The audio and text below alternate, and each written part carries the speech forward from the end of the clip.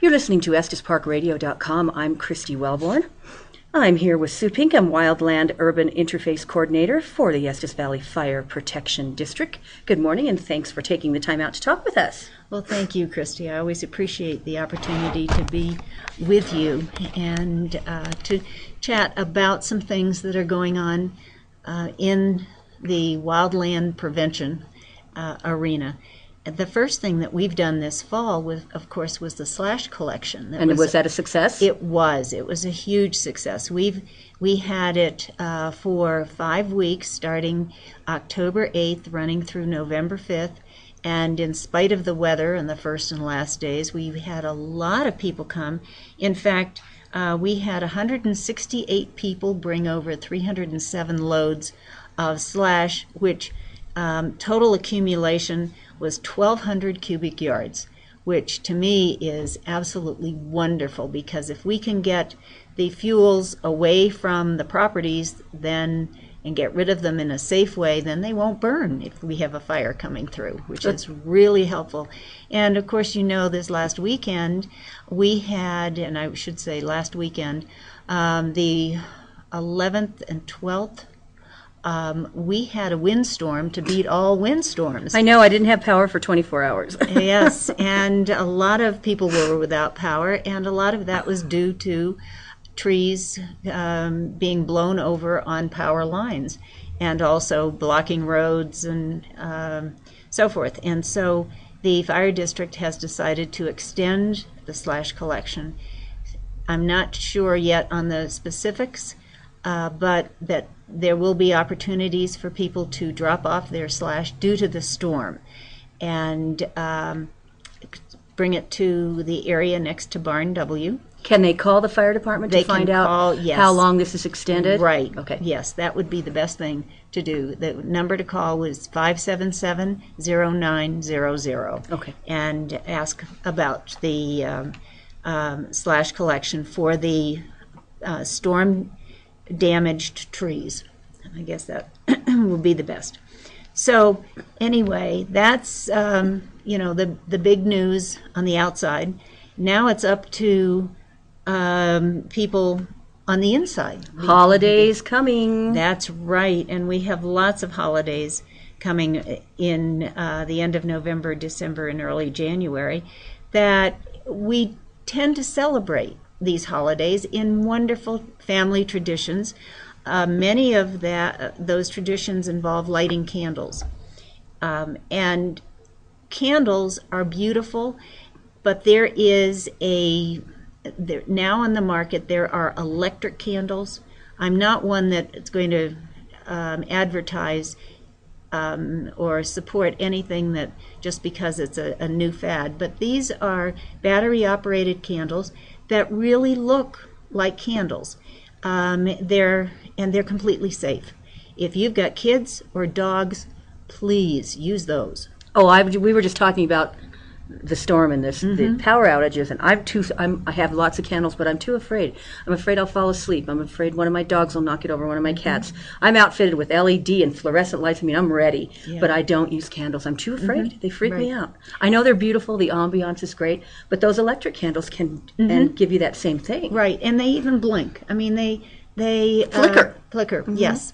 So that way you get the idea of a candle, and yet they're totally safe. So that's the ultimate recommendation, and do away with flames, live flames. But there are scented candles, and there are certain centerpieces that you want to have candles in, and that's fine. But be sure that when you have a candle burning, that somebody is in that room with the candle wide awake. Don't leave a room with the candles going. Don't have candles in rooms where you might fall asleep. I don't care how wonderful the smell is or the ambiance. It really is dangerous. Or like I wear robes a lot, in the winter, and they hang down a little bit, and I almost caught my robe on fire one time. It's scary.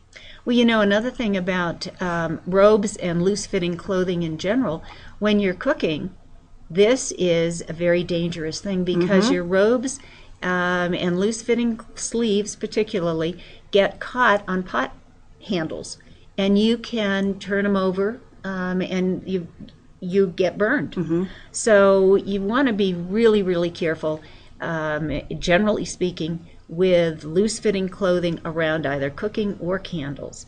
And make sure, if you're using candles also, that they don't burn all the way to the base of the candle. Blow them out when you still have about 6 inches of candle left. And that way then you're safe that it's not going to catch anything else on fire. So the other thing is, we live in a community where lots of people are on oxygen due to our elevation, and you can't use candles around people with oxygen. Oh my gosh, I didn't even think of that. Even, if somebody is coming into your home that's on oxygen, you can't use candles, because what does a fire need to burn? It needs air and oxygen, and it will just explode, kind of. So please don't use, if somebody comes in that you didn't realize was on oxygen, blow your candles out immediately. Just, tell them to stay at the doorway and blow everything out, and then you'll be safe, and that person can be happy. It's a good thing to bring up. Yeah. And the other thing is that in the holidays, we tend to do a lot of cooking. According to the National Fire Protection Association, cooking is the #1 cause of home fires and home injuries in this country. So, folks, please be careful. We've had a lot of people get burned because of cooking fires.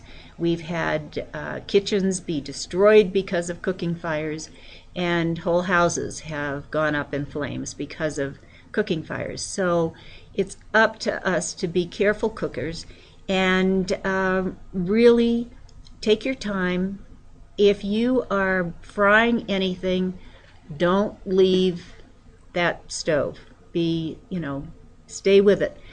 The other thing, if you're going to fry anything, be sure you have a tight-fitting lid for that frying pan. Now, sautéing and frying are 2 different things, I understand, but you still need, it's a frying pan, you still have a little bit of oil or butter when you're sautéing, and you still need that tight-fitting lid there, because if the oil or grease gets hot and you need to really turn off the stove, put the tight-fitting lid on, just leave it, and let it cool down. Because you don't want things spattering around. You don't want anything to ignite to start a fire. And the best way to make sure that your grease fire doesn't exist is by not having your heat on high, and being very, very careful. Once it starts smoking, it's too hot. Put your lid on and turn the heat off underneath the stove. Well, Sue, I just had a scare Friday night. I had forgotten that the last time I cooked something, it boiled over, and I'd forgot that there was a lot of butter in it. I just didn't think, and so I put something on to cook, and I saw some smoke, and then I was like, oh, it's kind of smoky, and then all of a sudden I saw flames. I took that off, and there were flames, probably 6 or 7 inches high. Wow. What do you do then? And let me see if I did it right. Okay. My fire extinguisher was there, but it was a little bit far away. I was a little bit apprehensive to leave the stove. What would you do? If you had the pan and you took it off the stove and the pan was okay, I would have taken the lid and put it on the flames that were around it. The whole idea is, with the fire triangle, you've got a heat source, you've got something that can burn, and you've got air. And to eliminate one of those sources will put the fire out. So my first gut reaction would be to put the lid on it right there and then go get the fire extinguisher. And if the lid doesn't do it, see if the fire extinguisher would. Okay. However, now an ounce of prevention is worth a pound of cure, because Scary stuff. Scary, and not only that, you probably had a lot of black smoke and stuff around your kitchen, so that you have a a cleaning job to do. It was, the next day I took everything off, took all the burners out, soaked all the pans, and so it was a good reason to do that. But it was just kind of scary. So that's a good tip. The lid is a good thing. Yeah. Okay. And that's why when you're cooking, always have a tight-fitting lid for the pan that you're using. Not a great big lid, because then air can get up or underneath it and into the pan, but a tight-fitting lid. And if you don't have a frying pan that has a tight-fitting lid, don't use it.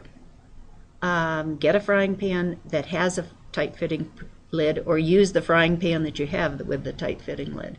Okay. And the other thing is, if you have your heat on medium, generally it will cook things without that high flame, without that smoke. So you're safer. Not completely safe, but if you want to be completely safe, do it a different way. Right, okay.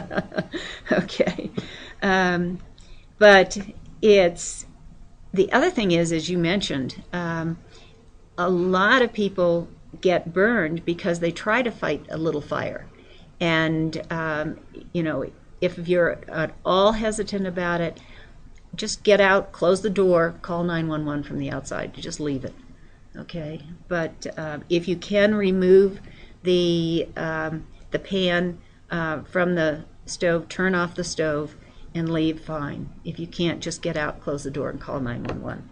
Good tip. So the other thing is that we have some peak days for cooking, and Thanksgiving happens to be one of them. And the thing that people are doing now, because it really tastes good, is deep frying the turkeys, and they are wonderful. I was able to have a piece of one way back when, and it was great. Southern fried, wonderful tasting. I'm too freaked out to try it, though. And I know, I would never just sit in the middle of my driveway. I don't know. I wouldn't do it either. And so I remember that taste because it was so good. But I would never try to do that here. And the other thing is, if you look at the recipes on the packages of turkey, it always says a 350 degree, 325 degree oven, not a hot oven to bake your turkey in. Yeah. So that, again, you're reducing, it's still really hot, and you still, you've got a butterball, it's got a lot of grease, so you still have to be very careful when you're cooking your turkey. But I definitely recommend the oven. And some people do them on the grill, the smaller ones. Again, be careful. That's the best thing. And again, if you don't know what you're doing and you've got a turkey fryer and you want to try it, don't. I sure wouldn't. You might want to try it with not the turkey, but try frying maybe a couple pieces of chicken just to see how it works, but follow the manufacturer's directions on that very, very carefully. Do it outside, away from the house, because that can spatter. And when the people that were cooking the turkey that I had were doing it, they were out in the middle of the driveway. I have a gravel driveway. Yeah, well, this was a macadam driveway, but they were away from the house. They had been doing this for quite a while, so they knew what they were doing. But I wouldn't try it. Don't do it. Yes. So after all these don'ts, do have a wonderful holiday season. Because you can, if you make it safe, it can be a wonderful time. Best time of year. That's for sure. And enjoy the out of doors. We are so lucky to live where we do, because we have so many sunny days that it may be cold, but you can get out. And we've got snow in the park, and enjoy snowshoe hikes or cross-country skiing. Trail Ridge Road is closed now at many parks curves, so you can get up and do some snowshoeing or cross-country skiing, and you won't run into rocks. There you go. Which is really nice. So Love it up there at this time of year. yes. Well, listen, I just want to thank you so much for being a part of EstesParkRadio.com in 2011, and hopefully we can continue and have a relationship with you in 2012. Would be wonderful. Okay, I will Sue enjoy Pinkham, it. thank you. You have a wonderful holiday. Thank you. You Sue too. Pinkham, Wildland Urban Interface Coordinator for Estes Valley Fire Protection District. You're listening to EstesParkRadio.com. I'm Christy Wellborn.